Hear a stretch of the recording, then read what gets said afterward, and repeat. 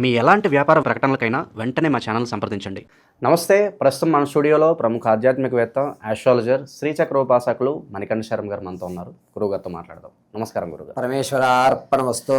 గురుగారు, ఆగస్టు మాసం, విశేషంగా శ్రావణ మాసం, మకర రాశి వారి పరిస్థితి ఏ విధంగా ఉండబోతుంది? వీళ్ళ టైం ప్రస్తుతానికి ఎలా నడుస్తుంది? ఎలాంటి జాగ్రత్తలు తీసుకోవాలి?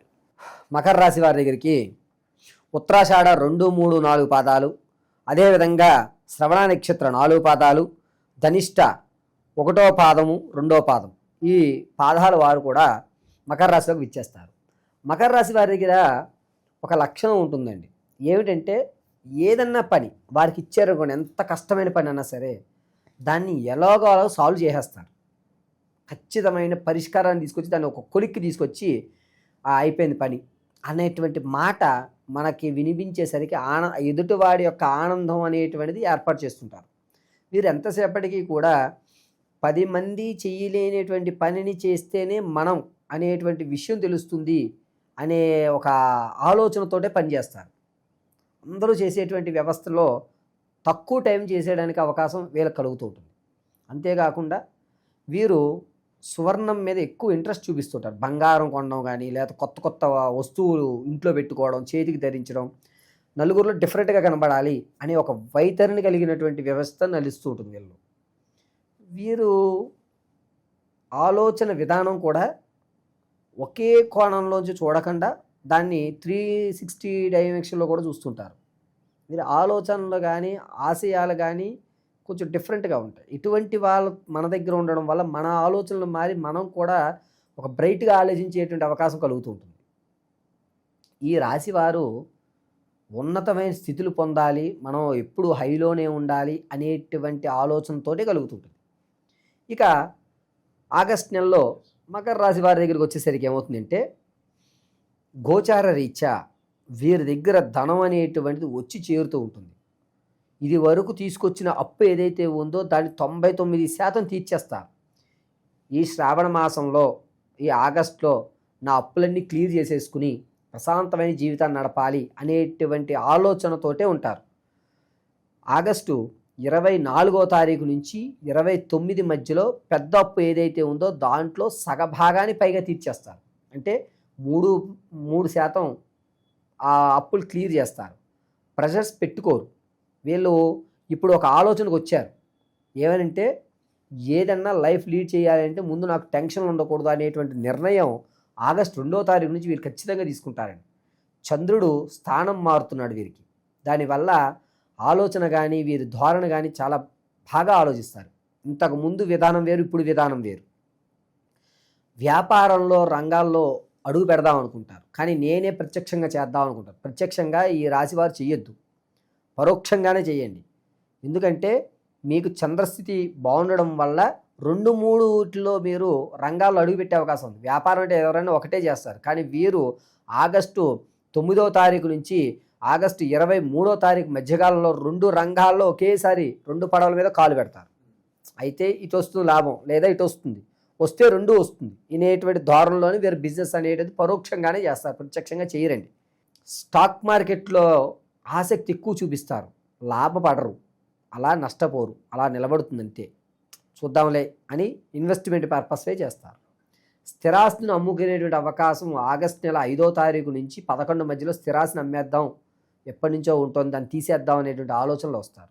ఆకస్మికమైన ధనం కానీ, తాత ముత్తాతల నుంచి వచ్చేటువంటి ఆస్తులు ఏవైతే ఉన్నాయో అవి అందే అవకాశం లేదు. ఈ నెల కూడా నిరుత్సాహమే.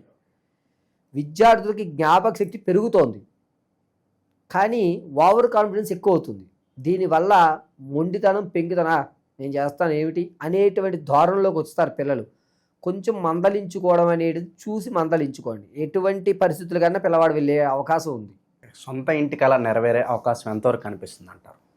ఈ నెలలో గోచార రీత్యా చెప్పుకోవాలి అంటే సొంతింటి కళ అనేటువంటిది కొంచెం నిరుత్సాహమే. ఎందుకంటే స్థిరాస్తిని తీసేసేటువంటి అవకాశం ఎక్కువ కలుగుతోంది.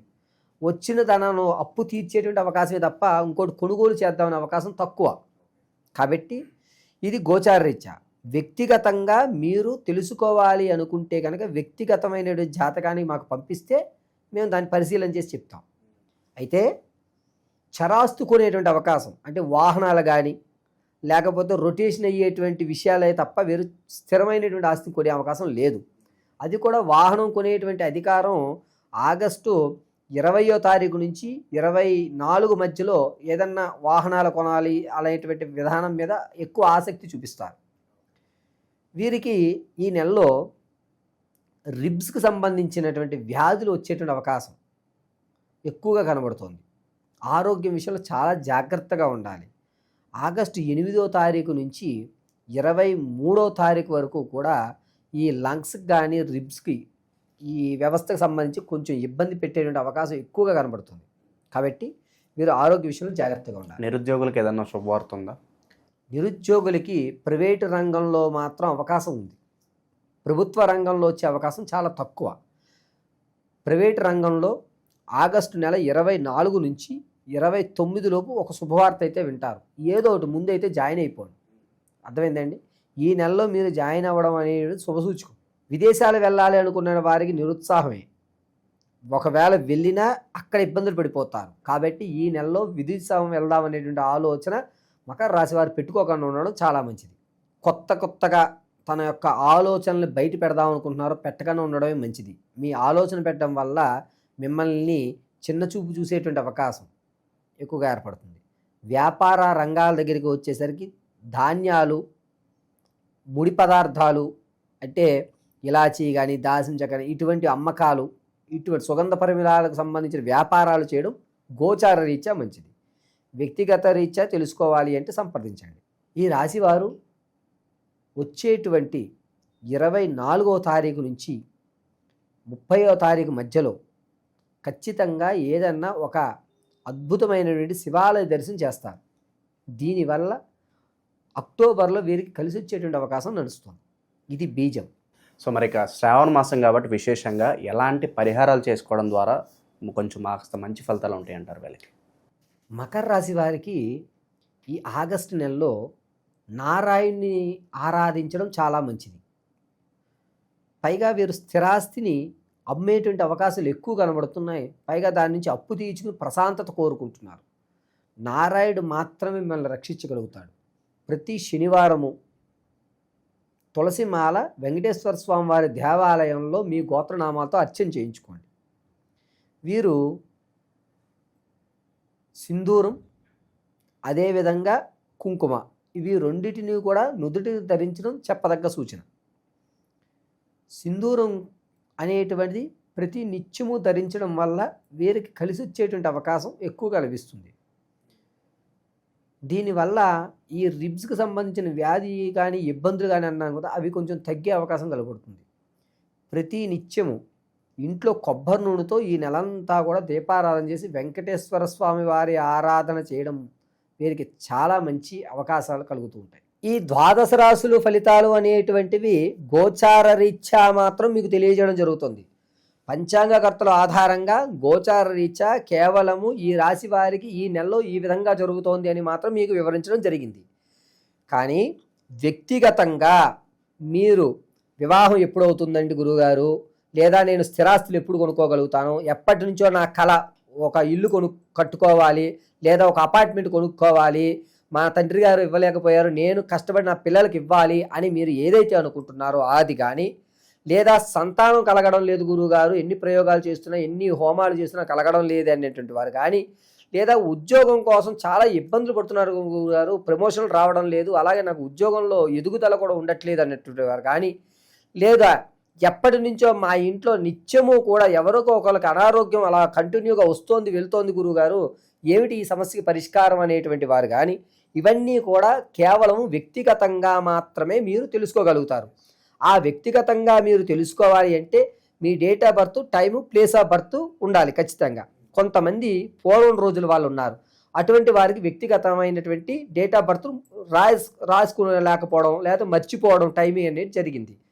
అటువంటి వారు ఎవరన్నా సరే మీరు మమ్మల్ని సంప్రదిస్తే ఖచ్చితమైనటువంటి ప్రాకారంలో ఉద్యోగం ఏ నెల నుంచి ఏ నెల వరకు రావచ్చు, ఉద్యోగం రావాలంటే మనం ఏ ప్రయోగం చేయాలి, ఏ హోమాలు చేసుకోవాలి, ఏ శాంతులు చేయాలి, అదేవిధంగా సంతానం కలగాలంటే ఏ దేవతారాధన చేయాలి, స్థిరాస్తులు కొనాలి, దాంతోపాటుగా మనం మన పిల్లలకి కాస్త ఓ ధనాన్ని ఒక ఫిక్స్డ్ డిపాజిట్లో ధనం ఇవ్వాలంటే మన దగ్గర ధనం నిలబడాలి అంటే మనం ఏం చెయ్యాలి, ఏ రోజు ఏ దేవతామూర్తిని ఆరాధన చేస్తే మనకి ధనం కలిసి వస్తుంది, ఏ రోజు ఏ దేవతామూర్తిని ఆరాధన చేస్తే మన ప్రమాదాలు పోతాయి, అదేవిధంగా మనం జీవితాంతము కూడా సుఖ సంతోషాలతోటి ఆర్థిక ఇబ్బందులు లేకుండా పిల్లా పాపలతోటి వంశం అభివృద్ధి చెందాలి అంటే ఏ రోజు ఏ సమయంలో ఏ పూజ, ఏ భగవంత ఆరాధన, ఏ వస్త్రాలు ధరించాలి, ఏ విధమైనటువంటి మన మెల్లో ఉన్నటువంటి మాలలు కానీ లేదా ఇంట్లో నిత్యము చేసుకునేటువంటి చిన్న చిన్న పూజ కానీ,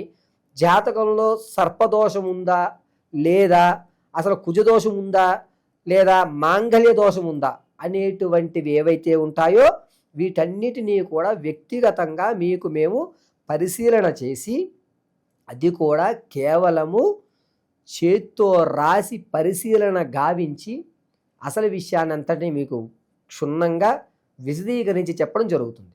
కాబట్టి మీ యొక్క గ్రహస్థితులను తెలుసుకోవాలి అంటే మీరు మీ యొక్క వ్యక్తిగతంగా date of birth, time, place of birth ఇవ్వండి. లేని పక్షంలో అటువంటి వారు లేనటువంటి వారు ఎవరైతే ఉన్నారో వారు మమ్మల్ని సంప్రదిస్తే దానికి రెమెడీగా అంటే మీ యొక్క కళ్ళు చూసి, మీ మాట వ్యవస్థను చూసి, మీ యొక్క వాయిస్ని, మీ కష్టం విని దాని యొక్క రెమెడీ అనేటువంటిది ఖచ్చితంగా మీకు ఇవ్వడం జరుగుతుంది. ఓవరాల్గా ఈ నెల ఈ రాశివారి పరిస్థితి ఏ విధంగా ఉండబోతుందో మీ మాటల్లో చాలా అద్భుతంగా వివరించారు. ధన్యవాదాలు. పరమేశ్వర అర్పణమస్తు.